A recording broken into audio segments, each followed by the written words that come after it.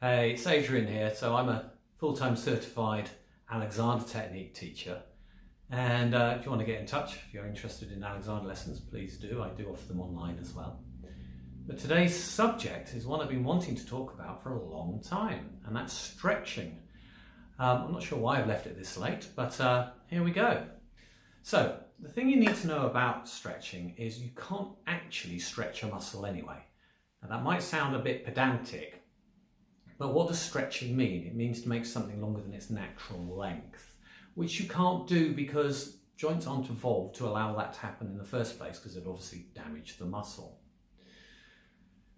So it's not so much you want to stretch the muscle, but let it release into its full natural length.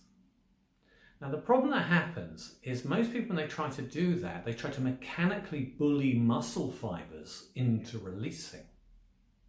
And you can't do that, because what happens is if you try to mechanically bully those muscle fibers, the nervous system says, help, I'm under attack, what do I do?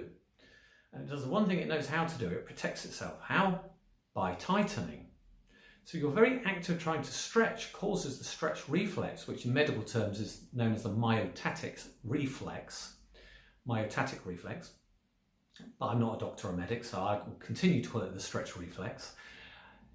Invoking the stretch reflex defeats the purpose. So what you need to do is get your nervous system on board.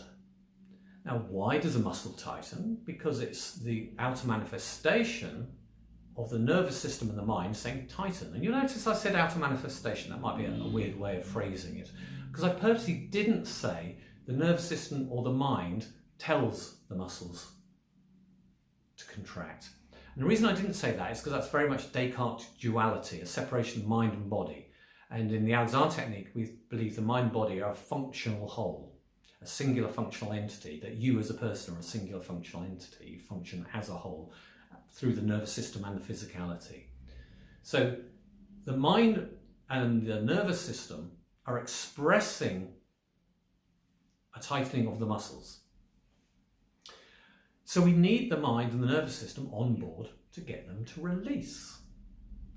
Now, in sports science, they do suggest, for good reason, that you don't try to stretch directly after exercise, because your nervous system is still heightened. So you want your nervous system to be quieter, so it's in on the game of wanting to release. So typically, if you've gone for a run or something, it's probably better to do your stretch after you've had a shower, for example. But let's change what we mean by a stretch in the first place. So I won't get rid of the word, but let's reframe it. You're not stretching, you're releasing into direction. You're kind of giving yourself a mechanical signpost that says, if you're going to let go this way. So if I was to do a stretch, just because it's easy to do on camera, so a stretch like this, it's very typical for musicians to do it, and I'm wanting all this to release. I'm not trying to pull them. I'm saying, I want to release into this direction. And I'm offering it gently. And you take your time and wait and wish almost for that release to happen. It's a desire. You don't bully it, you wait for it to happen. Now, depending on the muscle fibers involved, some muscle groups involved, some are very big muscle groups, you can actually be quite firm and even insistent, if you like, with the direction you're offering. But it's never a bullying. You should never be invoking the stretch reflex.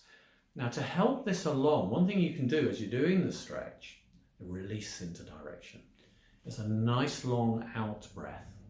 What that does is it kicks in your parasympathetic nervous system. Long words basically mean you're more resting state. Obviously, the more rested you are, the quieter the nervous system is, the more readily your muscles will release into the direction. So you could maybe do something like this. So I'm stretching in inverted commas, releasing to direction. And I just do nice long out breath. And let the breath back in again. You don't need to breathe back in, you'll be breathed back in.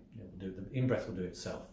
And you just do a few nice long out breaths while you hold that stretch, hold that stretch in a nice way that isn't trying to force anything. It's only allowing something to change. And that's important. It's that you're setting up conditions to allow change. You're encouraging our direction to allow you to release into it, rather than trying to mechanically force it. And it does make a big difference on the success of whether your stretch actually works or not. Because if you're doing it in a mechanical bullying way, you're evoking the stretch reflex, you're causing the muscles to tighten, you're not getting what you want. So it's just spend a little longer doing it. Give yourself an extra minute to do whatever stretch you can do, even 30 seconds. You can't hurry a stretch. Take your time with it, do it slowly and quietly. All right, I hope that's useful. Take care, and hopefully I'll see you next time. Okay, bye.